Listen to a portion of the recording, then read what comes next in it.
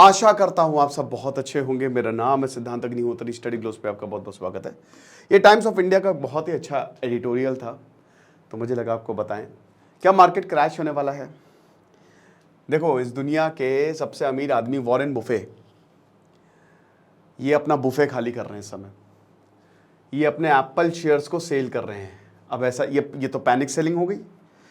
Warren Buffett अगर ऐसा कर रहे हैं, कुछ तो है। तो आखिरकार क्यों इंडियन इन्वेस्टर्स को ये समझना चाहिए।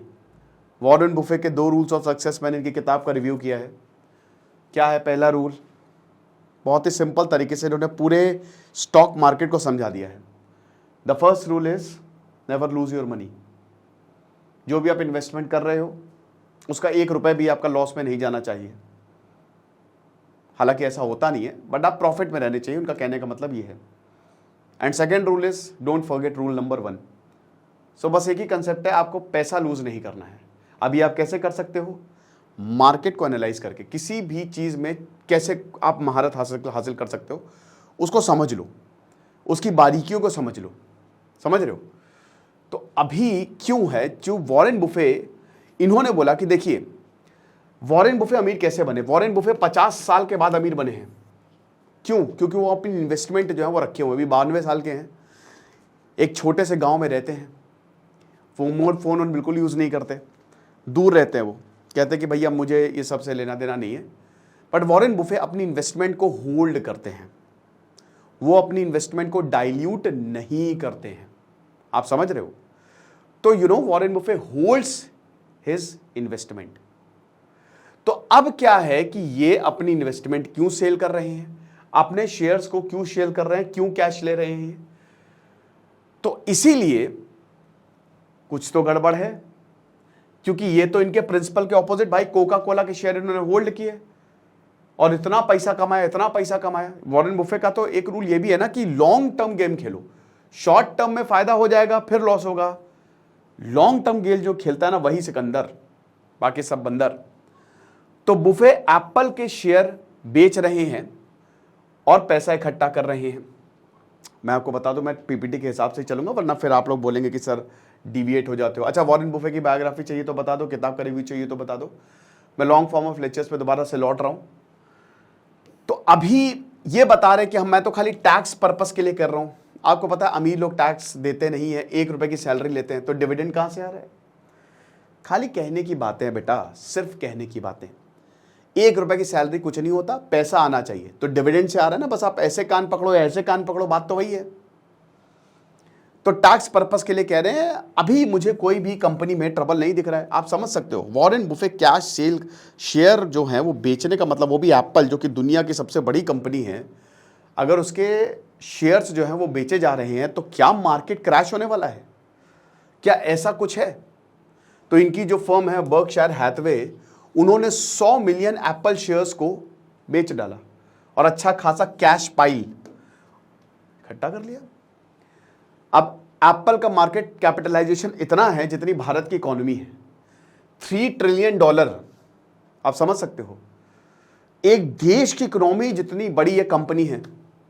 सेल कितनी है? $383 बिलियन। मुझे लगता है आधी से ज्यादा तो भारत में ही हो रही है। भारत में जो 70% एप्पल फोन खरीद रहे हैं, आईफोन खरीद रहे हैं, वो लोन पे खरीद रहे हैं। मैं एक चीज आपको बोलना चाहूंगा, अगर आईफोन आपका इन्वेस्टमेंट है तो ठीक है, कोई भी चीज अगर आपका इन्वेस्टमेंट है तो ठीक है। अंबानी की वॉच पे बड़ा बवाल हुआ कि भैया 80,000 की वॉच। अबे 80 करोड़ की वॉच उन्होंने पहनी है। बहुत गरीब लोगों की मानसिकता यही है। अबे उसने इसलिए खरीदी है ताकि ये जो लग्जरी वॉच होती है, इसके दाम अप्रिशिएट होते हैं, बढ़ते हैं, क्योंकि ये बहुत कम होती हैं। कोई भी बहुत महंगी चीज है ना, वो विंटेज है, वो बहुत कम है, तो उसके दाम हमेशा, जो बहुत कम होगा उसके दाम हमेशा अप्रिशिएट होंगे। समझो इस बात को।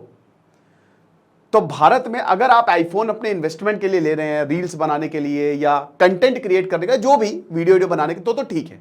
लेकिन फर्जी ले रहे हो ना, तो बेकार है, तो मत लो। तो अब ये ऐसी कंपनी है, समझिए, कि जिसने तबाही मचा ली है। 35% इसकी सेल जो है वो अमेरिकन मार्केट से आती है। आईफोन आपको अमेरिका में डंका यहां पे देखने को मिलेगा, और ये देख सकते हैं कि बहुत तेजी से इसका मार्केट शेयर जो है बढ़ा है।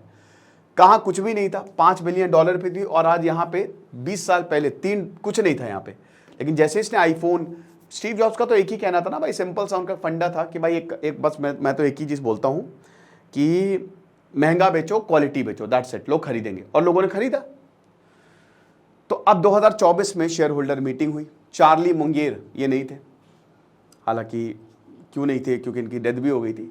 तो इन्होंने एआई की बात की, वॉरेन बुफे ने, पॉल वॉकर और कैरोल लुबिस की बात की। अब इन्होंने ग्रेग एबल जो कि सीईओ ऑफ बर्कशायर हैं, उनसे ये कहा कि देखिए चार्ली, मैं इन सब चीजों का I am all used to that. कितनी बड़ी बात कि जो तुम बोल रहे हो, जो तुम मुझे समझा रहे हो ना भाई, मुझे सब पता है यार, ऐसे ही मैंने अपने बाल सफेद नहीं किए हैं, भयानक एक्सपीरियंस है, मेरे रगों में स्टॉक्स दौड़ रहे हैं, स्टॉक्स की नॉलेज दौड़ रही है, खून नहीं दौड़ रहा है अब। तो अब ये कमेंट्स थे जिसकी वजह से एप्पल सेंटर स्टेज पे आ गया। हालांकि कोई भी नेगेटिव क्यों ही होगा एप्पल पे, एक कंपनी जो बेचे जा रही है, इसका बिकता जा रहा है, तो वाई एवरीवन, यही तो बेटा खेल होता है, यही खेल होता है। आम इंसान वहां तक सोच नहीं सकता जहां ये लोग सोच लेते हैं। आम इंसान की सोच वहां तक पहुंच ही नहीं सकती। घर चाहिए बस, गाड़ी चाहिए बस, हम खुश। लेकिन ये लोग असली में मार्केट को कंट्रोल करते हैं। दे कंट्रोल, ये एसेट ओन ही नहीं करते। They don't own asset, they don't want to own asset, they want to control. ये कंट्रोल करते हैं। तो इसीलिए ये स्टॉक्स बेचे जा रहे हैं। मतलब इसलिए क्या, मतलब ये स्टॉक्स बेच रहे हैं। अब देखिए सबसे बड़ी बात ये है कि कैश इज गुड। जितने भी बड़े लोग हैं ना, उनके पास लिक्विड पैसा नहीं रहता है, याद रखिएगा। मतलब इन हैंड पैसा नहीं है, कहीं स्टॉक में इन्वेस्टेड है, कहीं एसेट हैं, तो लिक्विड पैसा नहीं है, ठीक है ना। तो कैश तो ठीक है भाई।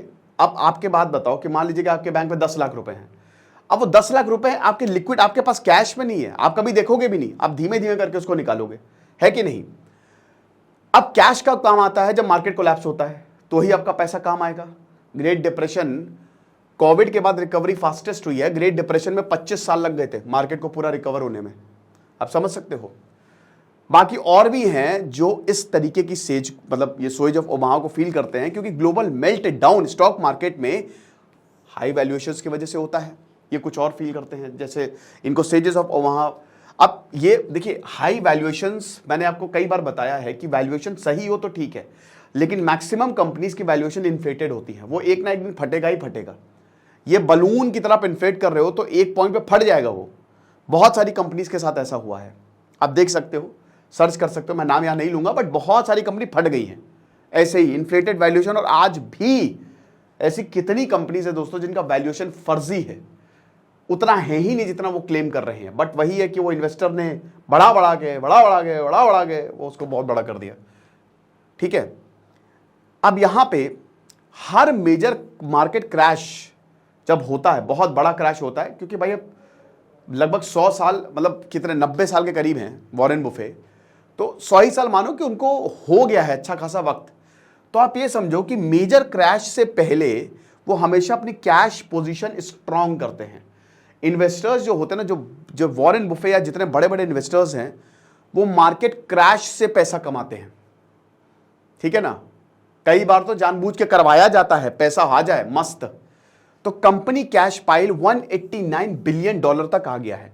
यानी कि अभी सब चंगा सी, लेकिन अंदर देखो तो सब नंगा सी, कुछ तो गड़बड़ है जिसकी वजह से स्टॉक पाइल बढ़ते जा रहे हैं। अब अगर वॉरेन बुफे कल आके ये बोल दे कि मार्केट क्रैश होने वाला है, तो मार्केट क्रैश हो ना हो, क्रैश स्टॉक मार्केट जरूर क्रैश हो जाएगा, वही मार्केट क्रैश हो जाएगा।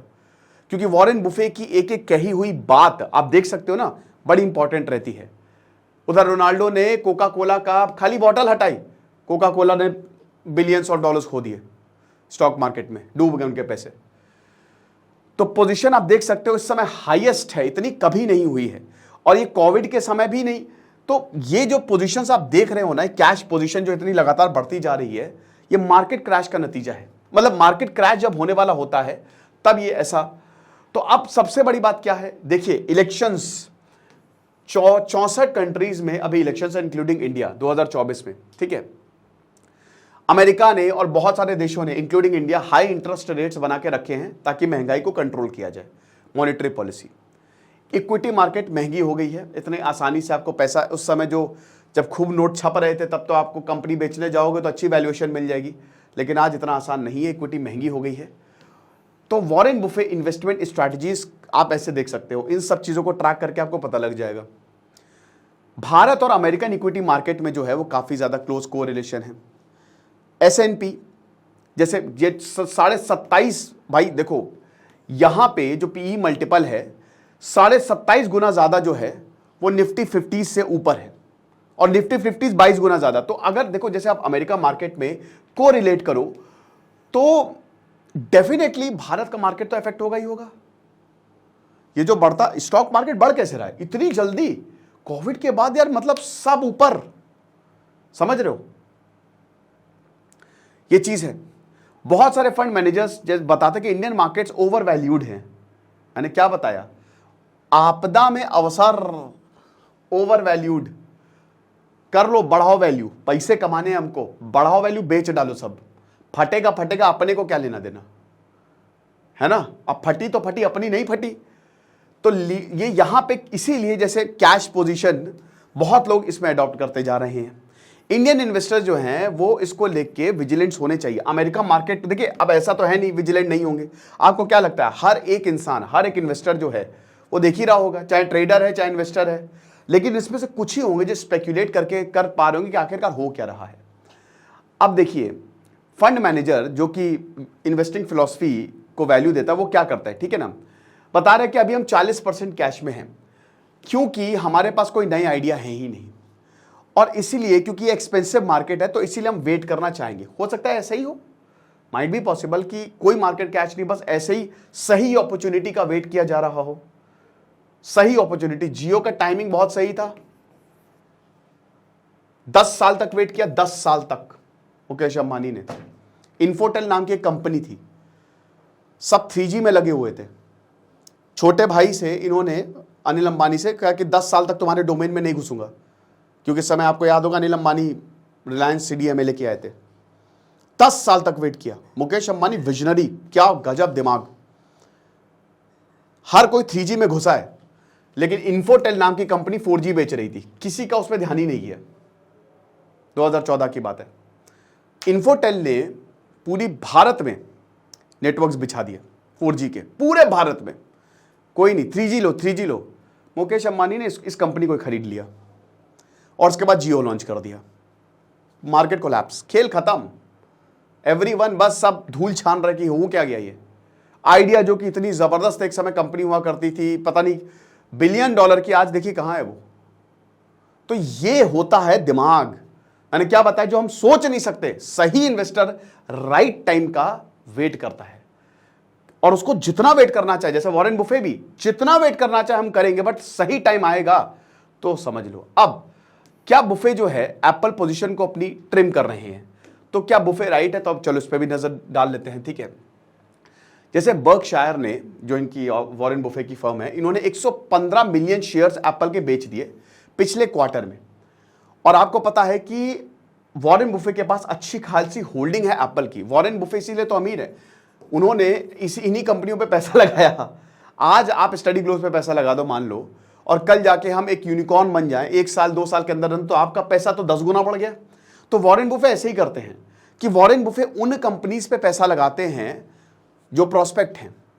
हो सकता है उस समय वो कंपनी जीरो हो, लेकिन वो वही कह रहे हैं ना कि स्पेक्यूलेट्स, यही इन्वेस्टर फिलॉसफी काम आती है और एक्सपीरियंस काम आता है।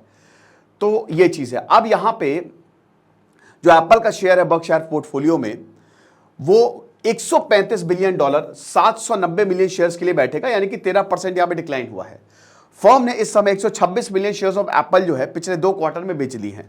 स्टिल अगर एप्पल की बात करें तो 40% इनका ओवरऑल पोर्टफोलियो जो है इट एक्चुअली अकाउंट्स, राइट। सितंबर 2023 की बात करें, आई होप मैं बहुत ज्यादा टफ नहीं जा रहा हूं, मैं कोशिश कर रहा हूं कि जितना हो सके आसानी से आपको समझाता चलूं। 2023 में जो कंपनी के पास 52% बुफे की होल्डिंग्स थी, बताइए $350 बिलियन की वॉरेन बुफे जो है वो आधी तो यही लेके बैठे हुए हैं एप्पल में।